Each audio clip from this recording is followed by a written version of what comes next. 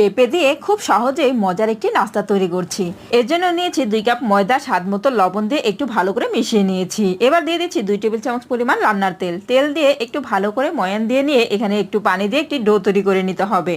ডোটাকে রেস্টে রেখে দিচ্ছি 30 মিনিটের জন্য।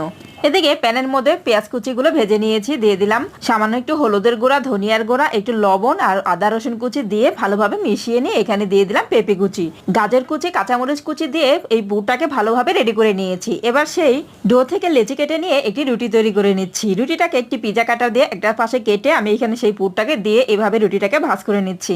এবার একটু মাঝখান থেকে কেটে কেটে দিয়ে রুটিটাকে চতুর্পাশ থেকে ভাঁজ করে দিলেই কিন্তু আমার নাস্তাটা তৈরি হয়ে গেল। এবার এই নাস্তাগুলোকে ভেজে নেওয়ার পালা। এর জন্য চুলায় একটি প্যান বসিয়ে দিয়ে তেলটাকে গরম করে তেলের মধ্যে ছেড়ে দিচ্ছি। এবার উল্টিয়ে পাল্টিয়ে ভেজে নিলেই তৈরি হয়ে গেল আমার মজাদার পেঁপে দিয়ে নাস্তা।